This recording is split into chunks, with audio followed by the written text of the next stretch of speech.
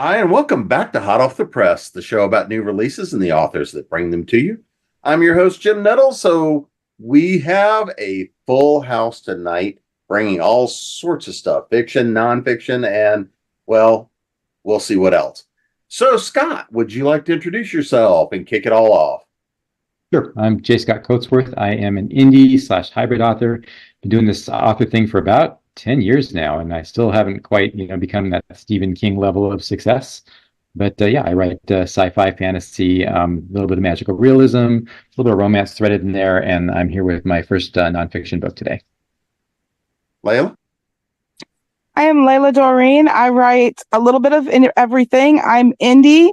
All of my books are LGBTQ, and I've got shifters, bikers, rockers, contemporary, and even an alien crash landing in a cornfield.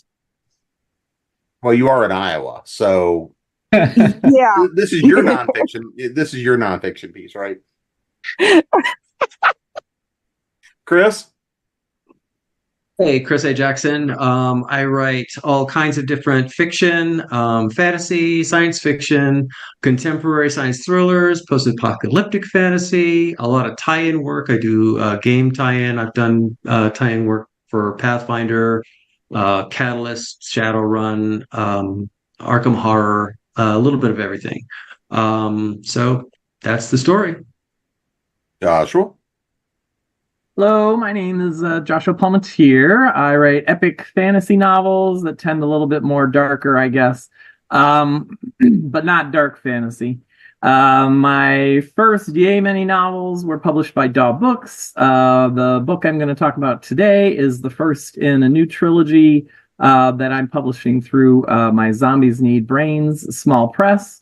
And you probably know me more from the small press itself, which produces fantasy and science fiction themed anthologies, but I'm here about my own books tonight. So, Karen? Oh, my turn. I'm Karen E. Taylor. I've been around a fairly long time. My first novel came out in December of 1993. I got the rights back. It's the first one of 7 novels in my Vampire Legacy series, and I'm putting out a novel every couple of months, which is so much fun, but I don't have to write them. They're already written. So this is a pretty good deal. I do, however, have to edit them, which I didn't have to do the first time they were published by Kensington. I also do short fiction. I have been nominated twice for a Bram Stoker Award, and I have been a #2 bestseller on Amazon in the category of dinosaur erotica. Wow. Chuck Tingle. Chuck Tingle beat me out, the little Damn you, Chuck. punk. El Marie? I mean, I'm just stumped with the dinosaur erotica. I'm surprised you didn't see me typing in. Let me look that up real quick.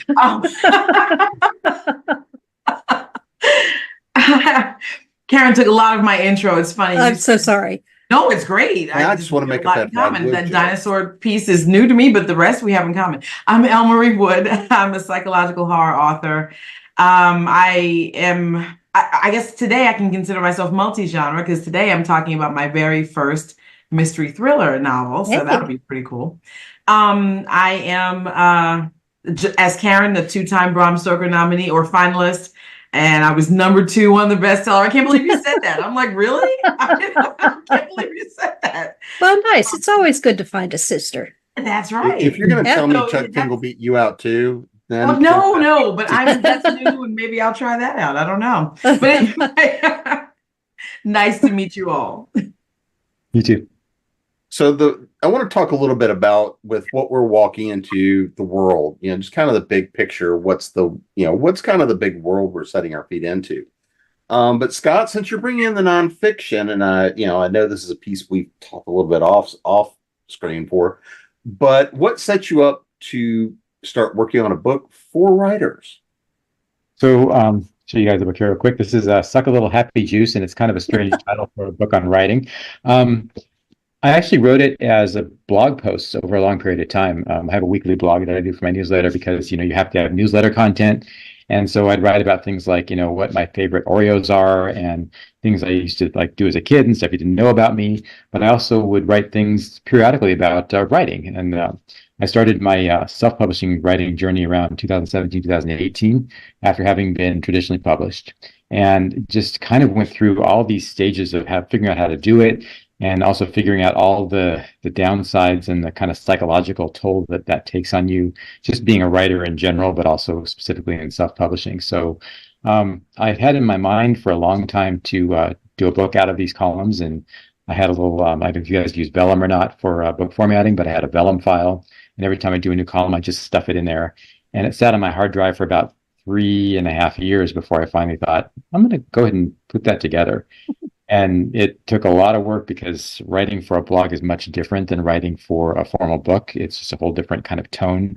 I have a lot of self-referential stuff in my blog about, in this book I did this, and in that book I did that. And when you put it on a book form, it just sounded really kind of self-serving and, self-important. So yeah, so my thing with it was to basically bring all that knowledge together that I've kind of gleaned over the last 7 to 8 years and put it out there for other folks to use, and also to kind of give them some reassurance that, yeah, I think that I'm not doing great at this, but actually you kind of are. And it's actually the publishing world that kind of sucks. And so there's a way to kind of get through this and find success in your own way with it. So Layla, tell us a little bit about the world we're setting foot in this time. So Mud Flaps and Murder Mittens is what I'm working on now. And it is actually a ongoing Ream story. So people can already be reading it. We're a good probably 12 big chunky episodes in, and it is cat shifters. And it is not big cats, so we're not talking lions. I've done lions before, but this is actually cats. Semi-domesticated to feral cats that live in this mountainous region, and it's a fated mate story. These two mates have been pulled apart by their families. We've got feuding families. And it's really just a lot of found family because, in a way, all these characters come together because of the actions of one character and one family who have been kind of, hell-bent on just wrecking the community within the cat shifters so that they could rise to power in it. Well, speaking of feral, Chris, what are we stepping into on this one? Nice segue. Thanks for that. On both of these. I'm not completely feral. I'm house trained, so I'm okay there. But I have 2 upcoming releases, and so 2 different worlds. The first is a high fantasy set in my own world, Asian themed, very much a story of Harry Potter meets Kung Fu. So Asian themed, and here is the pending cover. I don't know if you guys can see that. Oh yeah. Wow. Got that from my artist. Yeah, I'm loving it. And I'll even tell you who my cover artist is. She is fantastic. Fiona Jade. And for a pittance for cover art, she does amazing work. And the second world I'm in is a post-apocalyptic fantasy that I'm writing for Falstaff Books, the War of Souls trilogy. This is book 2 in the trilogy that is ironically, I don't know if you can see that. There you go. Ironically titled The First. Can you guys see that? That is just terrible. That would be a Falstaff title. Put The First on the second book. Well, actually, the first book in the trilogy was titled The Last, believe it or not. And the second book in the trilogy is titled The First. And then the third will be titled The Eternal. It's very much a what do you want to call it, Angel's Fantasy series. There's been a war on Earth for 5,000 years, and between heaven and hell, it's a war of souls. Whoever gets the most souls wins, and hell is, of course, winning because hell cheats, right? So my protagonist is a 5,000-year-old granddaughter of God, daughter of one of the seraphim angels, to combat on Earth the offspring of the Nephilim, the Grigori on Earth. And they've been fighting the war and losing for 5,000 years. And she's got 5,000 years of PTSD wrapped up in her head. So a lot of baggage there. But post-apocalyptic climate catastrophe world, sea levels have risen 50 meters, and cities are underwater, and there are, feral humans, and North America is one big fascist empire. It's really an ugly world, but where there's life, there's hope. So we can always reach for that. The other series, the high fantasy series, the Asian fantasy series. The first in the series is very much about a young man who's a human being of two worlds. He's half human, half Oni. Onis are Asian ogres, Chinese, Japanese.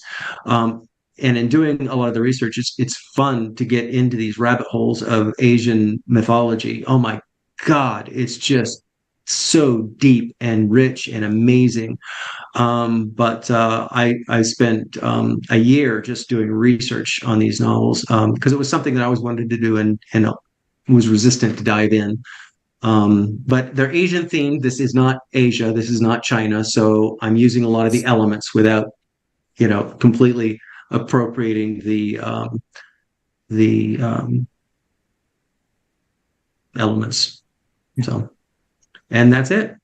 You're kind of Guy Gabriel King it. I'm sorry, what?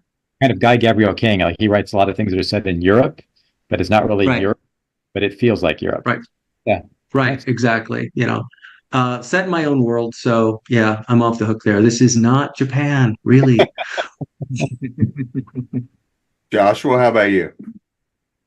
Well, mine is it's technically a fantasy. But if you've read any of my more recent fantasy novels, in any of my trilogies, I'm starting to blend fantasy with science fiction a little bit more. So it's technically a fantasy, but it's kind of got this sci-fi-ish kind of setting. So it's called the trilogy is called the Crystal Cities Trilogy. And the first book that just came out is called Crystal Lattice. My books were supposed to be here already, but now they've been pushed off to Friday. So imagine I'm holding up the Crystal Lattice book right here. Ooh, it looks so nice. What a cover. What a cover. Great cover. So in the first book, so it's called the Crystal Cities Trilogy because it's like this barren wasteland world. In fact, they call everything below the cities the flatlands, and it's like deadly wasteland, kind of like nuclear wasteland, but it's not nuclear waste, but like nuclear wasteland. And so all of the cities, there's 7 cities, they sit up on the top of mesas, and they have fairways, roads, basically going in between all of the cities. They're all above ground level. And they're massive cities, and they've got multiple levels. And I kind of modeled them after the old idea of what a science fiction spaceport would be. So you've got like these spiky towers in the middle of the city, and then the cities spread out in sort of roundish beneath them and whatnot. So that's the sci-fi-ish element. And the story itself, though, is a traditional kind of fantasy-ish kind of story. The setting is a little bit sci-fi-ish in that everything in the city is powered with what's called lucent, which is basically crystals that have been like modified to act like technology. And unfortunately, all of the lucent seems to be dying. So they're losing, basically. They have been losing over time their quote unquote technology. And so that's where we're at the beginning of the story. So Karen, I know a little bit about this series, but where's everybody else falling into? What? What's the world look like we're going to be stepping into? I'm sorry. Actually, all 7 of the books take place in our world, except for it's a world in which vampires exist. We have not explored the possibility of other things other than vampires and maybe ghosts. And because the stories are told from the first person point of view of my female vampire, Deirdre Griffin, she is a rogue. She was changed into a vampire. She never had any training. She never believed any of the stuff she read in the books.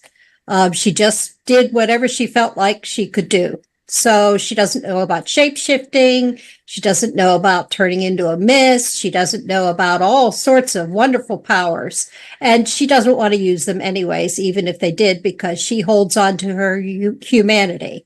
The first book take place in New York.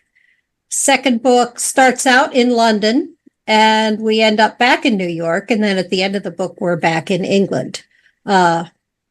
It is a world in which she's discovering that there are other vampires. In fact, there's an organization of international vampires who are punishing her love interest because they think he killed one of their members, when in fact she killed him because he pissed her off.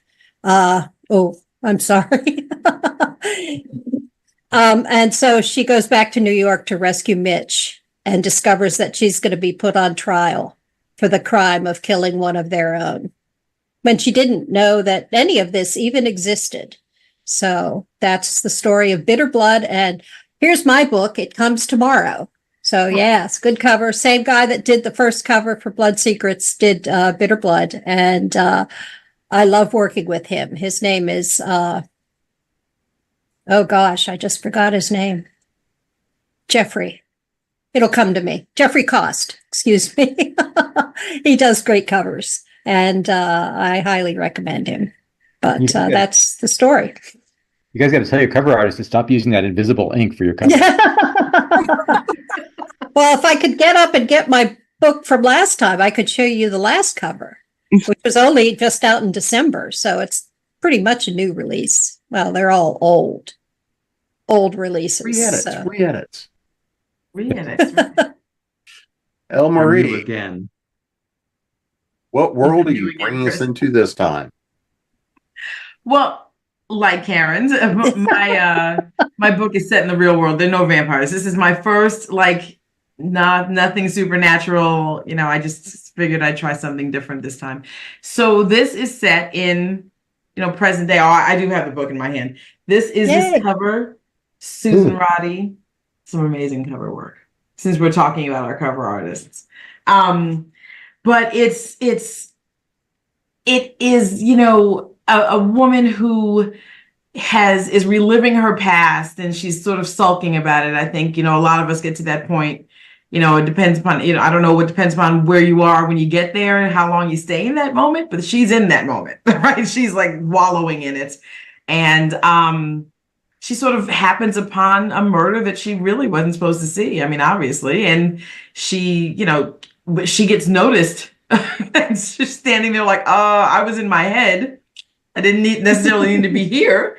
But now she's kind of put her foot in it. And it's modern day. And so it's a combination of several different locations along the East Coast. So people may very well feel like they recognize the area. And you don't. But it's a combination of some places that you may actually feel like you've driven, some of the parks, some of the roads, some of the traffic patterns. So it's very realistic, which is, when you're writing supernatural stuff most of the time, I write psychological horror, so a lot of it is based in reality, but there's a moment when you kind of move away from that and it's sort of all, made up, if you will. But this is a feet on the ground, more realistic feel. It was fun. It was interesting to write. Well, let's dive a little bit deeper. Let's talk about who we're going to be hanging out with in these varied stories. So, Layla, I'm going to start with you on this one. So, Okay.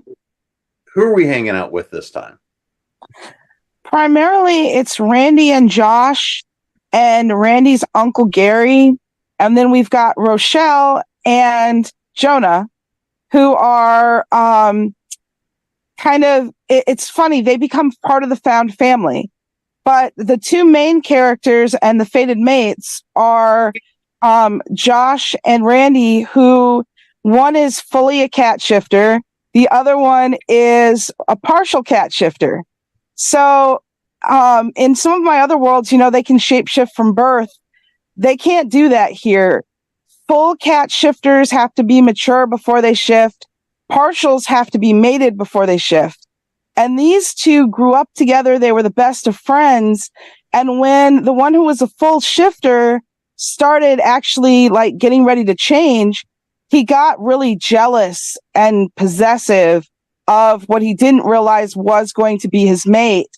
And it just set off this kind of, we all know how, rural, you've got the dirt bikes, you've got all the outdoor stuff. They set up a race, they set up a jump. I grew up loving Dukes of Hazzard, anything I can launch off something.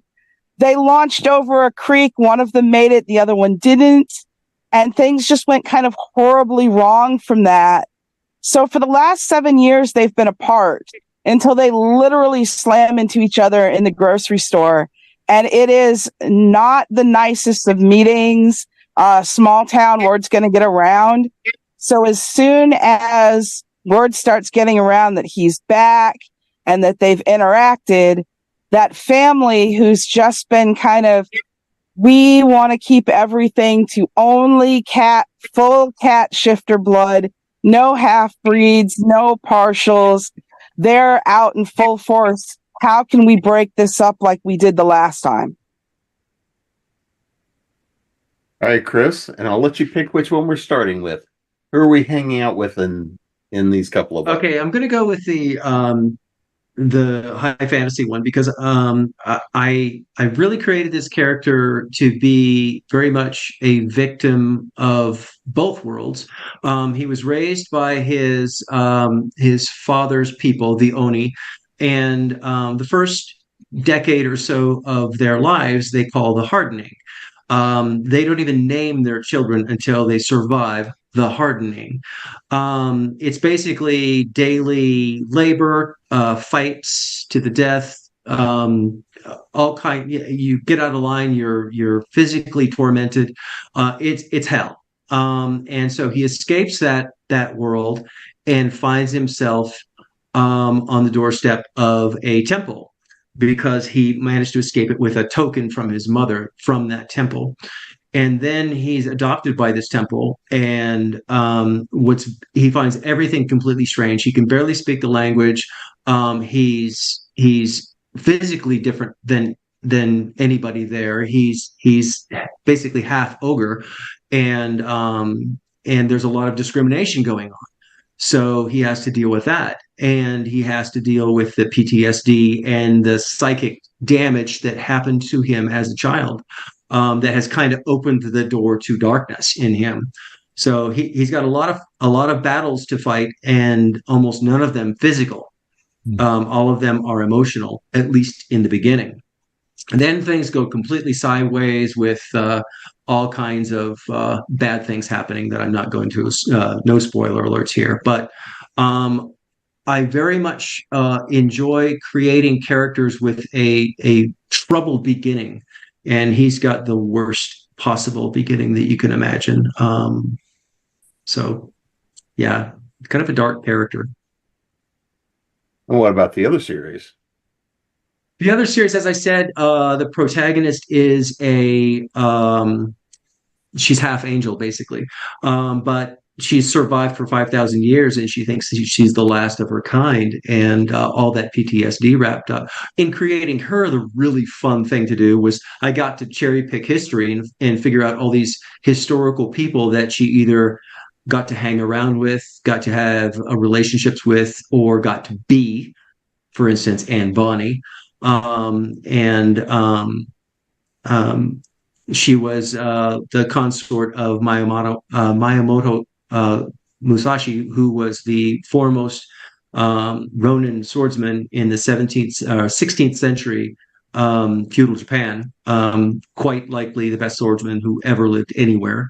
And so she learned a lot from him. And so I got to cherry pick all these things that she was involved in, and some of them that happened after the current date that also brought along a lot of baggage. But yeah, she's a train wreck when it comes to, especially when it comes to loss. She's lost so much over so long a time. When she loses something that's very close to her, or someone who's very close to her, she just kind of folds in, and she's had to have she's met other people, of course, in the story, in the first book of the series, who kind of pulled her out of that, gave her hope, which is almost ironic. You know, how do you give somebody hope who hasn't had hope for a century, let alone 5,000 years? She knows the war is lost, or she thinks it is, and then she finds something to give her hope, from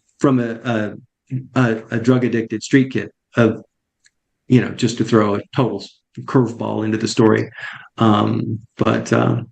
But there's a little romance, not between those two, but I always throw a little bit of romance into my stories, or I like to, because that's a human emotion that we can all relate to, I hope. And a lot of modern technology taken to the next level, you know, as far as like firearms and electronic surveillance and satellite surveillance and all kinds of, you know, big brotherish things going on. So yeah, it's a lot of fun. Cheerful world. Yeah, it's yeah, and I got to the world itself was especially fun to create, because there are websites where you can look at sea level rise down to the square block, and I got to play in Manhattan and some of the other. The second book in the series, we go to Central America and Cartagena. And Cartagena is mostly underwater, hence the cover of a city underwater. But it's a ton of fun. So, Joshua, who are you finally hanging out with in the series that I've been hearing about for a while? Yeah, it took a while to get it out. Well, for Crystal Lattice, the tagline is the most powerful magician in the world can't do magic. So that's the main character. And so it starts out, he's basically a student at the Lyceum, which is the college in the main city. And he's a mathematician. For those that know, I have a PhD in mathematics. So he's a mathematician, and he has failed his qualifying exams twice. And he's basically got just a couple months to attempt to pass for the last time. Is his last chance, and but he's out of ideas. And so what he does is he starts watching all of the mages at the college while they're practicing. And what happens is he discovers the mathematical structure behind the magic system. And the mages have no idea what the structure is. They just do this and that happens, and they basically train on the sort of sigils that work. And so they don't really know why they work. They just do them, and things happen. And he actually figures out the structure behind it. And so you know, it's a college, it's mathematics. I funneled a lot of my frustration to getting my PhD into this book. So anyway, he figures out the magic behind the system, and or the structure behind the system. And along the way, he befriends another mage. So the two main characters are Devin, he's the mathematician, and then the mage is Lane. Her name's Lane, and so he presents the structure as his qualifying exam. He presents the structure, which totally, I'm going to say pisses. He totally pisses off all the mages. And so basically both of them get in like massive trouble. And that's basically where the book takes off. That's the first part of the first book. And then after that, it's the fallout from all of that. And it leads into, one of the other cities is basically tired of the main city being in control, because the main city controls all the mages, and that's how they keep control. And so they end up getting entangled in this war between the cities, essentially. So yeah, basically a pissed off mathematician is the main character of my book. Mathematician, yeah. Yeah, mathematician, you got something there. The mathematician. Okay. Mathematician, yeah, that term's been used before in books, though. Good term. I think Emily Drake used that. So, But yeah. Karen, what about you? All righty, me. We get to hear from Deirdre Griffin, because you can't escape her, apparently. I can't escape her in any event. Her ex-lover, Mitchell Greer, who was a New York City detective, and she met him in his line of duty while he was investigating murders for which she was suspected, was one of the lead suspects.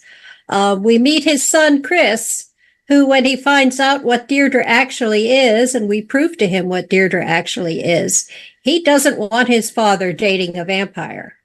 Go figure. I don't know. But we meet Mitch's psychiatrist, Dr. John Samuels, or Sam for short, and he's a cool character. We keep him around until book number 6, I believe.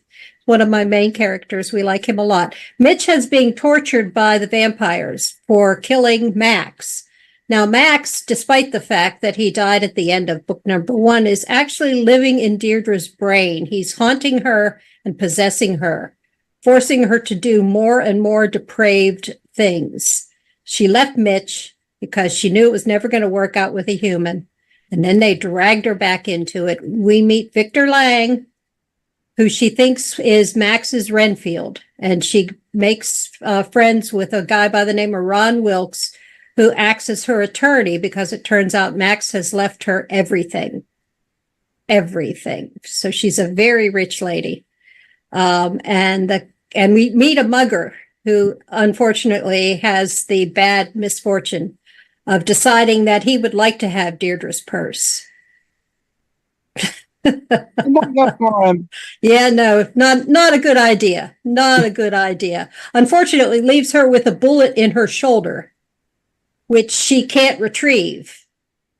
And so she has to call Sam, the doctor, over to pull a bullet, and then he finds out what she is. So this is a very uncomfortable book for her, because she doesn't like people knowing her business, and all these humans now know what she is.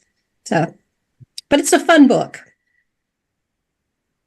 Marie, who are we hanging out with in this twisted tale?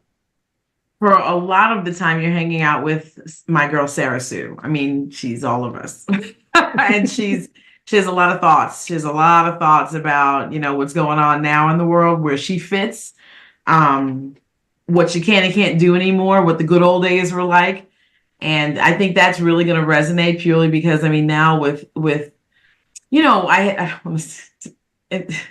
I'm beyond dating myself at this point, because I'm going to say, before YouTube, right? Before we had videos all the time. I remember that. Right? I remember the good that. old days. Oh my God. But before that time period, right? You would, or like Sirius Radio or whatever, you had an old song in your head and you were like, oh, I remember the song. And it was just a memory. You couldn't hear it at the fingertips. You could just find the video that used to play on Friday night videos. Yeah, I'm dating myself. Look, folks, Friday night videos. You couldn't just find that video and watch it, If someone did like an oldies or a throwback, whatever, you were listening to the songs you went to school, to high school or middle school listening to, but they were gone then. You didn't hear them again unless you pulled out your old records and tapes. Okay. Tapes, I said. So, she's like not necessarily like, it's not a moment where she's like missing that time, but she's realizing that she's not part of that. Like that time doesn't exist anymore. And she is not necessarily as relevant as she thought she was way back when. And it's sort of this, I don't know. I don't want to, it is coming of age, but what age, right? It's not, it's understanding what middle age really is. And the real, which is kind of fun because I never thought I was going to write a book that, I don't really think about the age of the people that are being hunted down by some psychological demon. Like that's not really, their age is really not important to me. But it was very important to have this character in that headspace because, once you get there, and if you allow yourself to think just for a minute about something just as simple as I was able to recall this jingle. And I don't know why, but I was like singing it. And I'm like, this show has been off the air for 30 something years. Like literally, I am singing it like I was just watching it. And the fact is there are no jingles anymore. There's not even television. It's all streaming now. So the world is so different. If you let yourself get into that mindset, that mind place, you can absolutely not realize you've wandered upon something you shouldn't be. You shouldn't be in this place you're standing. You should have been looking like you were watching, even though you didn't see a thing. But you look like you're staring at all, taking it all in. Because you were distracted by your own mortality, I guess. I don't know what term to call it, because I guess maybe I'm in that age group that grapples with this. I told you I heard a jingle and sang the whole thing, right? And I mean, which jingle was it? You gotta share that now. It's terrible. It's so many, which is the problem. But the one that comes to mind was the intro for Different Strokes. Like, dude, come on. Oh my Why gosh, am I saying no. that? Right? Why am I saying that? I sang A Different World one day. I sang all this, the Cosby Show stuff. I can hum the songs he was singing in the middle of this. I'm like, why? Why? The Facts of Life came up one day. Nonsense. This is nonsense. Just anything. You just start to quote an old cartoon that's not on television anymore. And your references are outdated. But then you're like, what's happened? When did I become this age? Like sometimes I feel like I went to sleep and I was 25 and I woke up and I'm double that. And I'm trying to figure out exactly when that happened. So this poor woman who sits in this space with me was staring off in the distance at her past, if you will. But she was looking at a crime being committed that she was not intended to see. And she finds herself in some serious hot water because she noticed and they noticed. And now she's got to run. So a lot of times we're watching Sarah Sue try to figure out what's going on in her life. And then what is going on in her life? What is she going to do to get out of this? We'll hang out with her. We'll hang out with her husband, who is he's the same age, but he's not feeling it the same way. It's not impacting him the same way. So he's kind of looking at her like, what is wrong with you? You know what I mean? Like, how do I help you? I don't know what's wrong with you. Maybe I'll try this. I'll say this. And so you kind of struggle with poor Charlie, who doesn't know what to say to his wife in this scenario. But she's not going to tell him that now she's in trouble because she doesn't want him to be in trouble. So she's stuck being an amateur sleuth, if you will, because she's got to get herself out of this in some way. So I hate to think that, because I think I can be her in a lot of ways. I don't want to be her in this way. I don't want to witness anything. So I'm going to keep my head down and learn from my book. But definitely Sarah Sue and Charlie will be who we spend most of the time with. In other words, it's a coming of a certain age story and get off my lawn. Basically, yes. It's absolutely get off my lawn. And the fact that I can say that really upsets me. It really does. So, Scott, much like we know all writers are a little suspect, we know what character we're going to be hanging with in this one for yours. But is there a particular favorite story or a piece that made its way into your book about writing? Sure. And I just want to say, Marie, we are all right here with you, and Walkmans forever. Exactly. Thank you. Thank you. Yes. Victrolas forever. You guys are kids. You are kids. I'm sorry. I'm looking at it 20 years down the road. I have no clue what's going on in the world, and I like it that way. So None of us are as young as we used to be. Let's just put it that way. Yeah, So yes, actually, mine's about the title, Suck a Little Happy Juice. And I'm going to introduce my cover designer to Kelly York at Sleepy Fox Studio. Does a lot of my covers. She did this one. I was really happy with it. So I wrote this column a while back, and it was about when you get down as a writer, when you read a bad review, when you release a book that just doesn't, get any acclaim or any sales, or, and you just start feeling like you don't know what you're doing, you hate what you're doing, you hate being a writer, you don't want to do this anymore. Why am I torturing myself? There's all these things that have happened to you in the past that you should be saving up. So when you get that good review, when you have something that reaches number 2 on the dinosaur erotica, all the little things that happen to you, you get an award, whatever, save those things up. So the column was about, you take them and basically put them in a metaphorical bottle and put that bottle up on a shelf. And when something bad happens to you, you take that bottle down and you, say it with me, suck a little happy juice. So it's really not a drug reference exactly, but so it was, I somehow I knew when I wrote that column, or soon after, I knew that was going to be the title of the book. I knew kind of all along that was going to be it. And I had a little pushback on that with some folks in my beta readers, and that saying, it does kind of sound a little druggy, or, it doesn't really quite go with writing. Like, yeah, but it's got something that is good in this business. It's different. It's unique. It's something that people aren't going to see, Scott's How to Write Indie Writing Publishing thing. So it's something people will see and will remember. So that's my kind of the heart of the book is about that, and it's really about how you prepare yourself for this awful, awful, wonderful, wonderful business of being an indie writer. One of the most fun parts about being a writer, just to kind of build on that, is of course all the trials, the tribulations, fruits, things we trip over, things we fall on the way. But one of the most favorite questions I always love to throw out in the middle of these things is, what did you learn working on this one? So, Mr. Jackson, that's the segue. What did you learn working on these couple of books?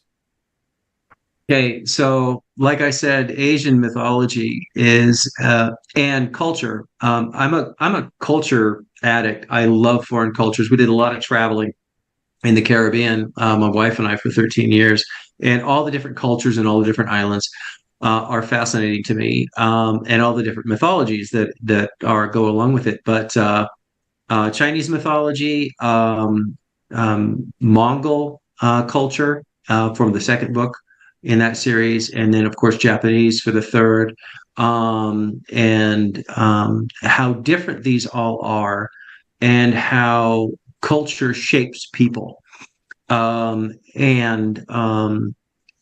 how they feel about their environments. For instance, the Mongols. I mean, oh my God, talk about people who live in one of the harshest environments in the world. And this is the birthplace of Genghis Khan, right? So they were once an empire that almost took over most of Asia. They took over a landmass larger than the Roman Empire by far, largest empire ever created, and then it folded in on itself simply because of horse archers and their amazing horsemanship and the horses themselves, which are such a part of their culture. But it's fascinating. It's just, why didn't I write today? It's because I was learning about eagle hunting in Mongolia, not hunting eagles, but using eagles for hunting. And it is astounding to watch film of one of these golden eagles, 7-foot wingspan, taking down an animal on the steppe and rolling with that animal, actually hitting it. They fly low. They don't hit from above. They fly low and they'll hit it and roll. And you think that bird is injured, but nope, they're tough as nails. And the handler will come up and pick them up. And how wonderful it is that these animals, when they're 7 or 8 years old, they release them back into the wild after training them to hunt. All those cultures just fascinate me, and that's the rabbit hole that I lived in for better part of a year when I wasn't putting out books. Joshua, how about you? What rabbit hole did you trip down? Well, don't know if you could say I tripped down it because I based it off of my research for my PhD thesis research. So I guess you could say I spent 6 years chasing down that rabbit hole, and then probably 15 years later, I'm actually using it in a book now. But yeah, it was a mathematical. I studied in grad school. I studied a mathematical structure called an M-zeroid, and then I used that as the basis for my magic system in this. So you don't get any lectures in the book about M-zeroids, but you can tell. I hope everybody can tell that there is an obvious, clear structure behind the magic in it.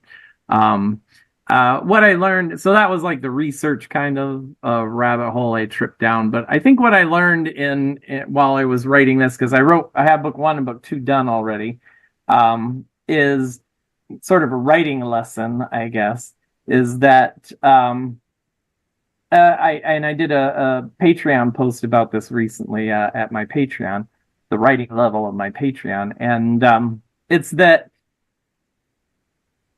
you don't have to worry about the point, your book having a point and what the point is and all that kind of stuff ahead of time.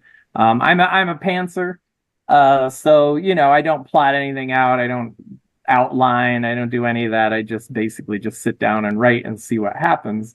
And I think what I learned in writing these 2 books is that the point, okay, just automatically organically generates itself while you're writing the book. So don't worry about it. Not that everything has to have a point, but if you go into it and you just say, I'm just going to write this and see what happens, that the point of it emerges. So just latch yourself onto, that cool character and latch yourself onto that cool world and start writing it, and all of the other stuff works itself out. And so I guess I learned a little bit about how to relax as a writer writing these 2 books. I just got into it and I just said I'm not going to worry about it, and magic happened. Math happened too, but magic happened as well. Let the mathic happen. So, Karen, what did you learn in this process, bringing these back to life? Oh my gosh, bringing it back to life, because I thought you were going to ask me what I learned 30 years ago. Well, we can talk about that, and I can't possibly tell you what I learned 30 years ago writing this book, except for this book, Bitter Blood, is one of my favorite in the series. It was one of the few books that I've ever written that I thought I knew what I was doing, and it turned out exactly the way I meant it to. So I learned that I could actually be a writer from writing this book. What I learned in the process is that headers and footers are the worst thing in the world to have to format yourself. I learned that I have a lot of respect for all those people at Kensington Books who did all my books for years and years and years. And I just sort of went, oh, doesn't that look nice? Page numbers. Page numbering. Page numbers. I mean, headers and footers are okay, but then what happens to the freaking page numbers when you say, do a different header on this page? The page number goes away, or it changes back to number 1, or who the heck knows what it's doing. It took me, and this is the second book I've formatted from pretty much scratch. So far since I started this process, and I have not yet learned. I keep hoping that the next book is coming up. It's almost time to start editing the next book and getting the cover and doing all that fun stuff. But I learned that it would have been much easier if I had actually tried to find a small press publisher to do this for me, given the fact that, I'm not a tech person. I'm really not. So when I go headers and footers, I just kind of sit here for days staring at these pages going, why won't you work? I did learn that section breaks, not page breaks, but when you end a chapter with a section break, it makes everything much, much simpler. So I remembered that from the first book, and I still remember that. So maybe next time it'll be easier. But I learned all sorts of interesting things while researching all of the books, because I have 7 in the series. And book number 5 was the one that had the most interesting facts, because it takes place in Revolutionary War Paris. So I learned that they painted the guillotine red because people were disturbed by the blood. They didn't really care about people would walk by and go, oh God, that looks horrible. So they painted the guillotine red so that the fine citizens of France wouldn't have to look at dried blood. That's just, yeah. I mean, seriously. And I learned that vampires considered the guillotine a horrible waste of resources because there's all that blood just raining there, and you can't get it. Yeah, bring a goblet. I mean, come on. Well, but she had to be careful. So my kingdom for a bucket. Yeah, no kidding. No kidding. And since they did the beheadings during the day, she couldn't even go and watch. Oh gosh. Which we was kind of disappointed about. This is not Deirdre. This is a completely different character. We went off the reservation with book number 5. And but yeah, I learned that they painted the guillotine red.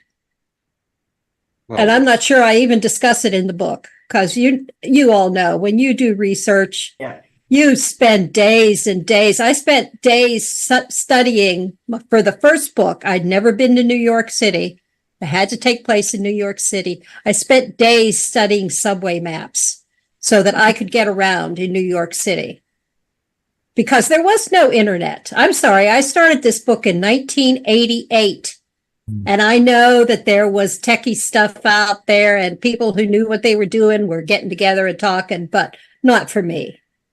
Not for me. I was a 40-year-old mother with 2 little boys at home, and I didn't even get to the library very easily. So I had to buy books. So I had a whole book of the New York subway system, and that's how I learned New York. And when I finally made New York, after the books were published and I went in to meet my editor, I discovered that I got it pretty right. So those subway books, they were really good. And I had similar things for France, similar things for Whitby.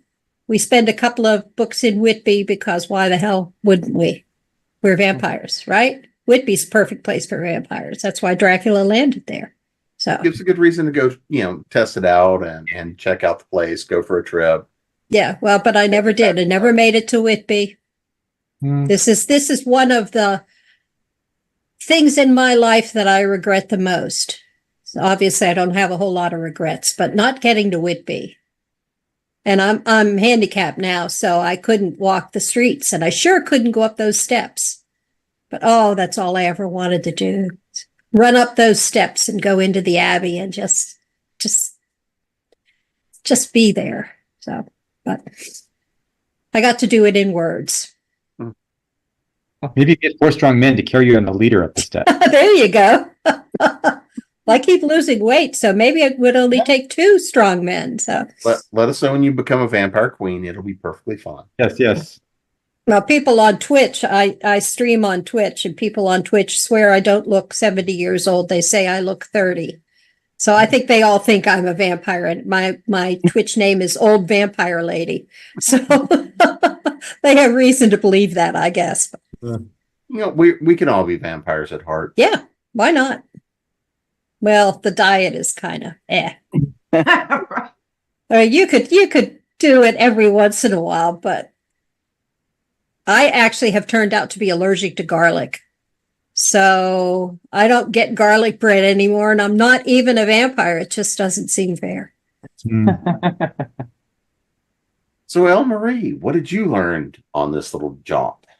Well, I just learned that, Karen, you're not telling the truth about your age. That's what everybody says, but it's I don't think you should do that on this panel. We're trying to be honest with each other. Thank you. But no, it's true. You had me adding. I'm like, did she say 40?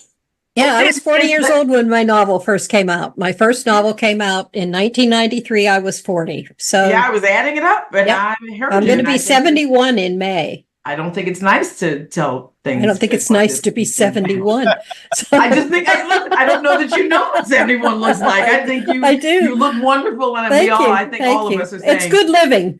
Yeah, there clean you go. living and good genes, There you because go. actually that's absolutely, I have done everything in my life to encourage wrinkles.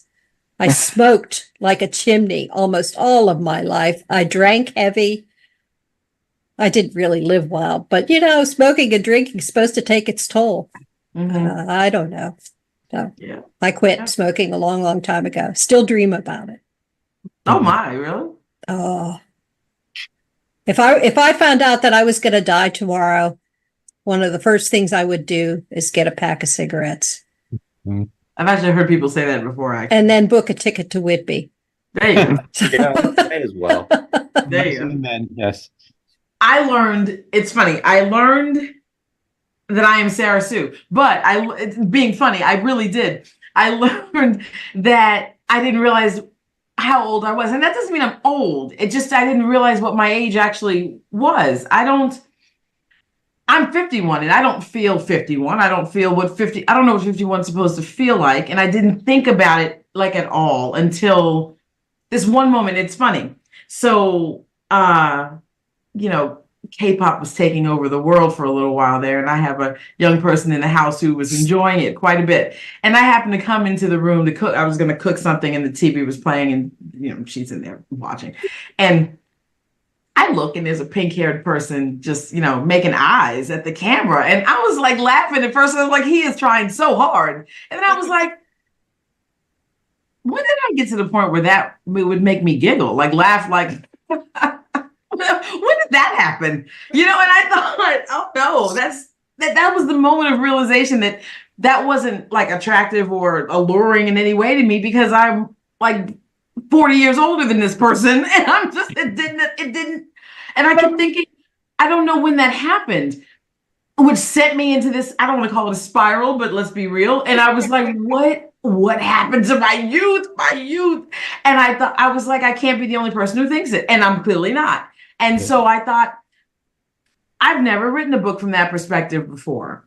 So with this new knowledge about myself, I said, what would I do? What do I want to read as this person who now realizes, at the time I was like 48, the person who now realizes that I'm in my late 40s and I now know it, right? So what do I want to do with that? What would I like to do here in this scenario that it will touch upon a person who's recognizing this, as opposed to someone who is this age, but the demon in the house is more important, or the haunting, or the whatever stuff I write most of the time. So yeah, I learned that I'm older, which is not, I don't know if that's a positive thing. I don't know about this question, Jim. This is not really making me happy right now, but I think that I learned. Nobody ever said I was here to make you happy. I know that.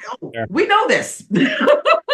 But I definitely feel like I learned in that moment. It was like this awakening, and it's not negative once you process. I mean, in the beginning, you're going to get hit. I think a lot of us would be like, whoa. But the processing was interesting. And then when I was able to make a story out of this woman trying to process it, I had a lot of fun with it. So I don't know. I guess I learned that, time does move on and you move with it. If God willing, you move with it. And you need to recognize your place in the world, because it's different than what it might have been the last time you took stock, if you will. So it was curious for me, and I had a good time with it. I mean, I can't say I was always excited, because once I realized that the pink hair dude did nothing for me, I was like, he's trying really hard. And I'm looking at him going, what is this? Just remember, time is a river. Time is a river, and sometimes we go over the rapids. Yeah. It's like I was in the kayak, and the person who's strapped into the kayak, and they turn upside down, and they're just underwater with this thing for a couple of seconds. That was me for a while. Scott, what'd you learn on this journey? Oh, so I learned that writing nonfiction is a lot different than writing fiction, and compiling a book. This is actually my second book from my blog. The first one was the River City Chronicles, which was a serial that I wrote in the blog. But that was very much sequential. It was all written one after the other, and I made a decision with that since it had already been out there, I didn't want to change it too much, so I just kind of smoothed it a little bit. This was a much more difficult process, just because there was a lot of overlapping stuff. I did the same column in effect 2 or 3 times at different times, kind of getting older and having forgotten that I did the last time, and so doing it at the end. So there was a lot of deduping that had to be done. But the other thing I learned is that I actually know quite a lot about indie publishing. I like, damn, there's a lot of stuff in here that like I've picked up a lot of stuff over the years. And it was kind of it was heartwarming because there is that whole thing about like Marie's saying that, you get to this point and all of a sudden like you just see all these little signs that you're older, like young people just start like not knowing your references anymore. You say something like, I say about this something on Seinfeld and they're like, who? Or mention some famous actress or something, they're like, who's that? And people just start treating you differently. They start asking you more at the store if you want to carry the bags out for you, that kind of thing. And just there was something that was gratifying about knowing that along with that aging, there also comes some wisdom and some knowledge, and that's some small compensation for having to deal with all this kind of stuff of being looked at like I'm now this old person. I was at the dentist's office and they took my blood pressure before they were working on me because they were doing some kind of drilling thing or other, and they actually checked my pressure. It was like 163 on the high, which I guess is not good. And all of a sudden they're like, Mr. Coatsworth, do you feel okay? Do you want to come down and sit down out in the lobby? And I felt like I was like 90 years old, It's like, so yeah, it was kind of confidence building to be like, okay, yeah, there is something good about this. There is something that I've actually accomplished here, something that I know and something that I can share. And I do still have value even at my advanced age. And I know that Karen is kind of looking at me there and saying, advanced age, yeah. But my relatively advanced age to what I was, 10 or 20 years ago. So, yeah. It's all relative. Yes. Mm-hmm. And Layla, what did you learn this time? So it was really two things that I ended up doing a lot of research on, which was feuds. Because everyone knows Hatfields and McCoys, and I wanted to go look at other small mountain feuds and especially in Appalachia and that kind of thing.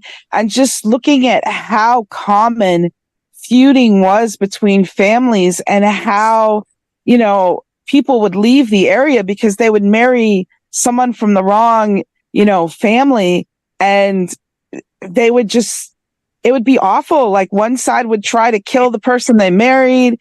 They were burning houses down. They were, so I did a lot of research on that for this book and a lot of research on the different patterns and colorings for the feral cats, because I've got a lot of domestic cats and they range from, white to black all the way through the spectrum. But the feral cats, you'll see spotted ones that almost look like little mini leopards, and you'll see different shades that have gone extinct. You'll see different shades that are like really rare, like these blues that are really grays with like when the light hits them, there's this off tone of almost blue that I still can't wrap my mind around it being blue. It's still going to be gray in my brain. But those were the two things I researched the most when I started working on it, because at first I started out with, it's just going to be one cat shifter.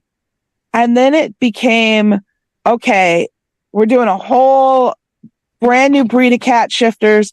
I'm going to throw out all the rules of I've got ferret shifters, I've got lion shifters, I've got wolves right now, and even some bears and owls. And I kind of threw out all the rules that I'd created for those shifter groups to write an entirely different type of shifter with these cats. So that was fun too, just getting it in my head that it's okay to throw out my own world building and do something different. Even though these are shifters, I don't have to stick with the shifter rules of the other kinds of shifters I've already created. So that was a lot of fun, and just really learning how the cats got here, how the sizes have changed, and the fact that if you take a Maine Coon and you take a Bobcat and you look at the size statistics on them, they are not that far off in size, which is almost a little scary. Here's the operative question that came to mind. So does this mean a shifter cat can change its spots? We may have to find out. Yeah. All right. Before I make any more bad jokes tonight, it's time for everybody to go stack up those to be read piles. But before we get out of here, let's make sure everybody knows where to find you guys and, of course, that latest release. So, Scott, we'll let you go first. Sure. So you can find all my stuff at a couple places. J. Scott Coatsworth, and that's like coats like jackets and worth like how much am I worth? Yeah, I got a lot of riffing for that as a kid. You can also go to otherworldsinc.com. That's INK, otherworldsinc.com, which is my small press, and it's got links for all my books at both places. Layla? Mudflaps and Murder Mittens right now can only be found on Ream. So I am Layla Dorine, author on Ream, and it is actually a story anybody can read. It's not a subscription. It is just something that I started doing for the love of shifters and the fact that, like, I thought my readers would just enjoy doing it. So hop on Ream. You'll find that one. You'll find a couple other. You'll find some Rocker Boys stories there on my Ream as well. And you can find me on Facebook almost all the time. I need to stay off Facebook. Chris? You can find my work at Jack's Books. That's jxbooks.com. You can find me online on Facebook and the site formerly known as Twitter. I despise social media, but I have to be on Facebook at least. It's Chris A. Jackson. Please look for that. Otherwise, you'll get baseball players, football players, all kinds of people. Luckily, no strippers. So, I don't have that problem. Yeah, jacksbooks.com, and you can contact me through that if you're having formatting problems and need somebody that's been doing this for 3 decades. Thank you. Give me a yell. Joshua? You can find me at joshuapalmatier.com, and you can find my small press at zombiesneedbrains.com. Both of us are on Facebook, sort of like Chris. If you're looking for me on Facebook, it's Joshua B. Palmatier.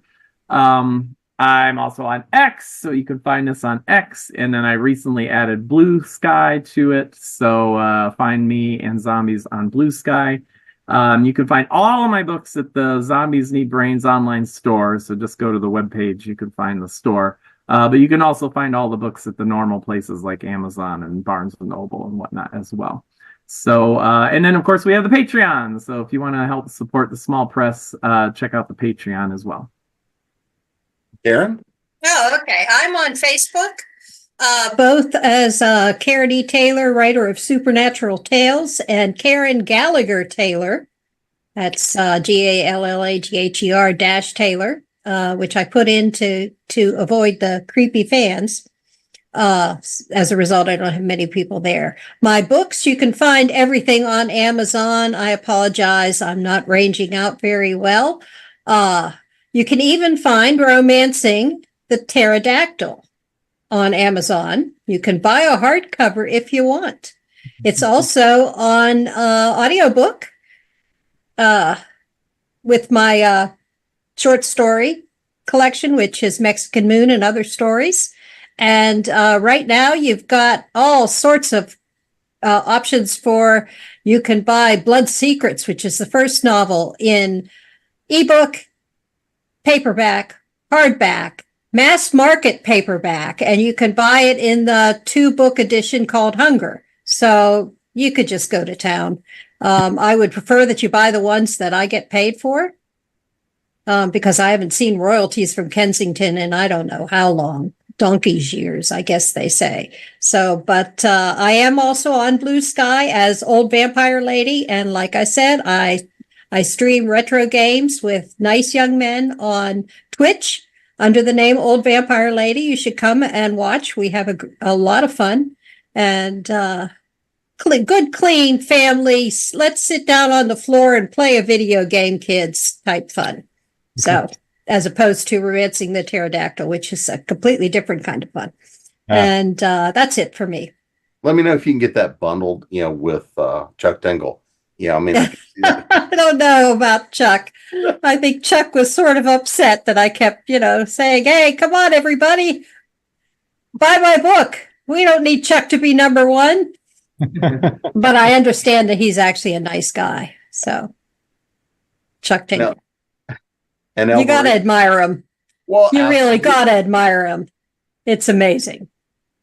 And she Elmarie said romancing the pterodactyl, and I'm just like, yep, romancing the pterodactyl. Like, what? Actually, now, if we have a little more time, I wrote this story, and it appeared in an anthology that was edited by Mike Resnick called Return of the Dinosaurs.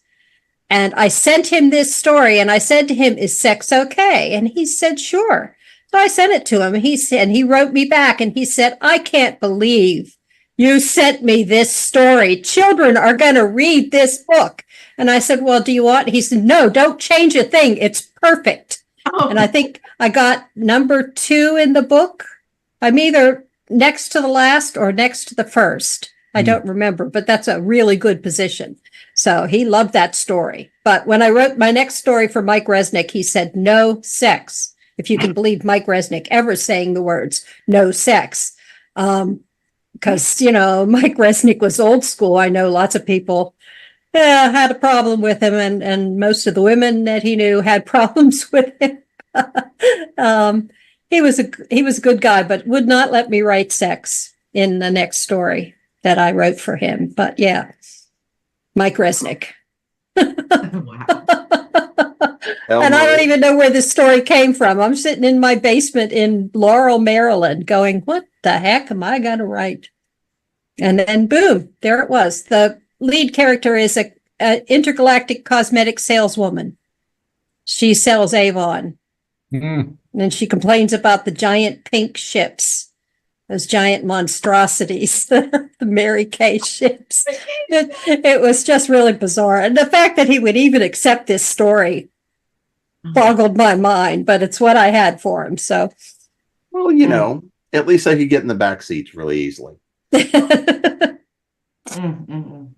Elmarie, where can we find you? Well, my website is elmariewood.com. You can find my books anywhere that books are sold. I am also on Facebook. I just followed everyone here, except you, Jim, and except you, Chris. We were already friends, but everybody else I just went and followed. Yeah.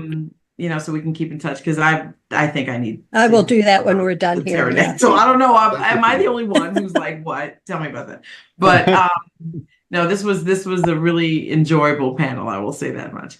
I'm also on the former Twitter. I guess I'm at Elmarie Wood 1 there, and on Facebook I am Elmarie Wood. That's it, just Elmarie Wood. So. And you can find me at jamespnettles.com, authoressentialsworkshops.com, creatingpros.com, and of course, here at ConTinual. And go stack up those to-be-read piles. We'll see you again soon. Night, everybody. Bye.